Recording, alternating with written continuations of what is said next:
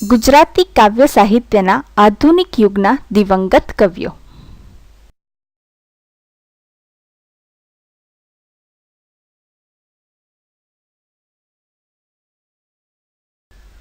એક જમાનો હતો કે જ્યારે ગુજરાતી સાહિત્યમાં ભક્તિ અને આખ્યાન રસ સિવાય બીજું કશું લખાતું નહીં, સિવાય કે હિસાબ કિતાબ અથવા રાજા રજવાડાઓના વહીવટી હુકમો. અંગ્રેજી શિક્ષણની શરૂઆત સાથે આવેલા પરિવર્તનોમાંનું એક એટલે આધુનિક ગુજરાતી સાહિત્ય. આ વિડીયોમાં એ પરિવર્તનની શરૂઆત જ્યાંથી થઈ તે પ્રારંભિક અને પંડિત યુગના કવિઓ વિશે જાણીશું. તો ચાલો એ યાત્રા હવે શરૂ કરીએ. કવિ દલપતરામ કે જેમણે ગુજરાતી કવિતામાં ધર્મ અને ભક્તિ સિવાયના વિષયોને સમાવવાની શરૂઆત કરી. જ્યારે પણ આપણે કોઈ બીજાના દોષ જોઈએ ત્યારે આ રચના અચૂક યાદ કરવા જેવી છે. સાંભળી શિયાળ બોલ્યો દાખે દલપતરામ, અન્યનું તો એક વાંકું આપણના 18 છે. નર્મદા શંકર દવે કે જેઓ કવિ નર્મદા નામે જાણીતા છે. ગુજરાતી સાહિત્યમાં તેમણે ગદ્ય રચનાઓથી શરૂઆત કરી, પરંતુ તેમણે લખેલું પ્રખ્યાત ગીત ગુજરાતનું રાજ્ય ગીત જ બની ગયું છે. જય જય ગરવી ગુજરાત, દીપે અરુણો પ્રભાત. કવિ ગોવર્ધનરામ ત્રિપાઠી ગદ્યમાં જ તેમનું સઘળું લખાણ હોવા છતાં તેમની કવિતાઓ પણ ઊંડાણથી ભરપૂર છે. તેમની આ કવિતા સરસ્વતીચંદ્ર ખંડ 1માંથી લીધેલી છે. અવની પરથી નભ ચઢ્યું વારી, પડે જ પાછું ત્યાં ને ત્યાં. કવિ ડાહ્યાભાઈ દેરાસરી કે જેમને ગઝલની શરૂઆત કરનાર કવિ તરીકે પણ ઓળખી શકાય. બહુ જાણીતી ન હોવા છતાં એ જમાનાની ગઝલોમાં તેમના ઉર્દૂ શબ્દો ઘરેણા જેવા ગણાતા હતા.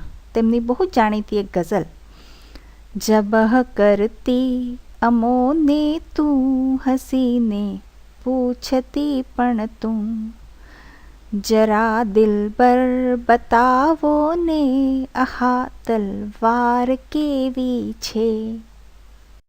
કવિ બાલાશંકર કંથારિયા તેમની ઘણી બધી સ્તુતિઓ ઘેર ઘેર જાણીતી છે.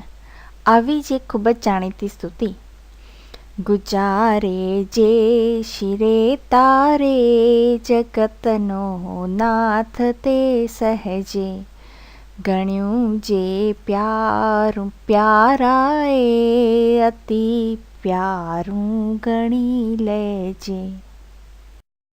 શરૂઆતના ગુજરાતી ગઝલકારોમાંના એક મણિલાલ દ્વિવેદી કે જેમણે ઘણું ઉત્તમ ગદ્ય સાહિત્ય પણ રચ્યું છે. તેમની એક બહુ જ જાણીતી ગઝલ કઈ લાખો નિરાશામાં અમર આશા છુપાઈ છે, ખફા ખંજર સનમ નામા રહમ ઊંડી લપાઈ છે. કવિ નરસિંહરાવ દિવેટિયા કે જેઓ ગુજરાતી ભાષાના પ્રાધ્યાપક હતા. આધુનિક યુગના ઘણા કવિઓ તેમના હાથ નીચે ભણીને તૈયાર થયા છે. તેમના યુવાન પુત્રના મૃત્યુ બાદ લખાયેલી તેમની આ કવિતા ખાસ કરીને એવા પ્રસંગોએ ગવાય છે. મંગલ મંદિર ખોલો દયામય, મંગલ મંદિર ખોલો,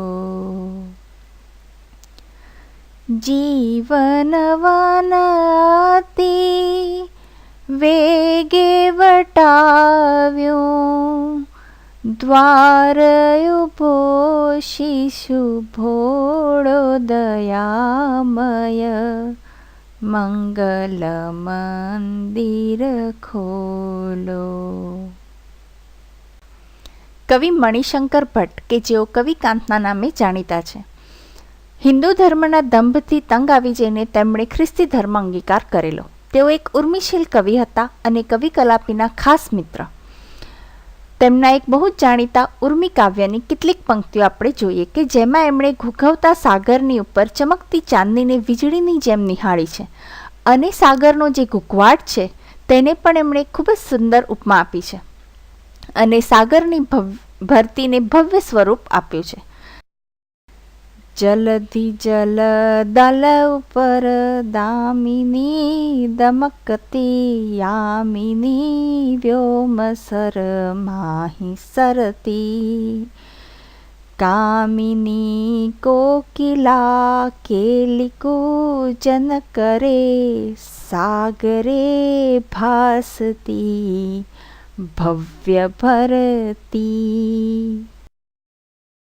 ગુજરાતી કાવ્યમાં સોનેટ લાવનાર કવિ બળવંતરાય ઠાકોર કે જેઓ સિંહની નામે જાણીતા છે. તેમની એક ખૂબ જ જાણીતી રચનાની કેટલીક પંક્તિઓ. આગે ઊભા તટ ધુમસ જેમાં દ્રુમો નીંદ સેવે વચ્ચે સ્વપ્ને મૃદુ મલકતા શાંત રેવા સુહાવે. માતાના ગૌરવને બિરદાવતી કવિ બોટાદકરની આ એક બહુ જ જાણીતી રચના. જનનીની જોડ જગે નહીં જડે રે લોલ જનનીની જોડ જગે નહીં જડે રે લોલ. યુવાન વયે ગુજરી જનાર રાજવી કવિ સુરસિંહજી ગોહેલ કે જેઓ કલાપીના હુલામણા નામે જાણીતા છે, પણ નાની ઉંમરમાં જ તેમણે અસંખ્ય ઉર્મી કાવ્યો અને ગઝલોની રચના કરી છે. ગ્રામ માતા કાવ્યમાંથી આ કેટલીક બહુ જ જાણીતી પંક્તિ. હા પસ્તાવો વિપુલ ઝરણું સ્વર્ગથી ઉતર્યું છે પાપી તેમાં ડૂબકી દઈને પુણ્યશાળી બને છે. કવિ જન્મશંકર બુચ કે જેઓ લલિત એવા હુલામણા નામે જાણીતા હતા, તેમની એક ખૂબ જ જાણીતી રચના. મઢુલી મજાની પેલે તીર સંતો વાલા અનેરી અમારી એ લગીર. આધુનિક ગુજરાતી કવિતાના મહાન કવિ, અસંખ્ય કવિતાઓના રચયિતા કવિ નાનાલાલ, જેઓ ડોલન શૈલીના એકમાત્ર પ્રસ્તુતકર્તા છે, એમની આ બહુ જ જાણીતી એક સ્તુતિ. અસત્યો માહેથી પ્રભુ પરમ સત્યે તું લઈ જા ઊંડા અંધારેથી પ્રભુ પરમ તેજે તું લઈ જા. કવિ અરદેશર ખબરદાર ની ખૂબ જ જાણીતી રચના કે જે દરેક ગુજરાતીને ખબર જ હોય. જ્યાં જ્યાં વસે એક ગુજરાતી ત્યાં ત્યાં સદા કાળ ગુજરાત જ્યાં જ્યાં બોલાતી ગુજરાતી ત્યાં ત્યાં ગુર્જરીની મોહલાત. મોટે ભાગે ગદ્ય સાહિત્ય જ રચનાર પંડિત સાહિત્યકાર રમણભાઈ નીલકંઠ, પરંતુ તે સમયની શૈલી અનુસાર એમના રચેલા એક બહુ જાણીતા નાટક રાયનો પર્વતમાંથી એક ખૂબ જ જાણીતી કાવ્ય રચના. એક સરખા દિવસ સુખના કોઈ ના જાતા નથી તેથી જ શાણા સજ્જનો લવલેશ મૂંઝાતા નથી. મોટે ભાગે વાર્તા લેખક રામનારાયણ પાઠક કે જેઓ ધ્રુવીરેફના નામે જાણીતા છે, તેમણે કેટલીક સુંદર કવિતાઓ પણ લખી છે. અને હવે તેમની એક બહુ જ જાણીતી રચના. અરે ભોળા સ્વામી પ્રથમથી જ હું જાણતી હતી ઠગાવાના છોજી જલધિ મથને વહેંચને મહી. હરજી લવજી દામાણી કે જેઓ શૈદા તખલ્લુસથી જાણીતા છે. ગુજરાતી ગઝલોમાં ઉર્દૂ શબ્દોનો પ્રચુર પ્રયોગ કરવાની શૈલીમાં તેમની ગઝલોથી પરિવર્તન આવ્યું. તેમની એવી જ એક જાણીતી ગઝલ. અર્થની ચર્ચા મહી શૈદા બધો જિંદગીનો અર્થ માર્યો જાય છે. સ્ત્રી સંવેદનાના ઉર્મી કાવ્યો માટે પ્રખ્યાત કવિ રઘુનાથ બ્રહ્મભટ્ટની ખૂબ જ જાણીતી પંક્તિઓ. સાયબો મારો ગુલાબનો છોડ, વેલી હું તો લવંગની. કવિ હરિહર ભટ્ટની બહુ જ જાણીતી એક સ્તુતિ. એક જ દે ચિનગારી મહાદલ, એક જ દે ચિનગારી.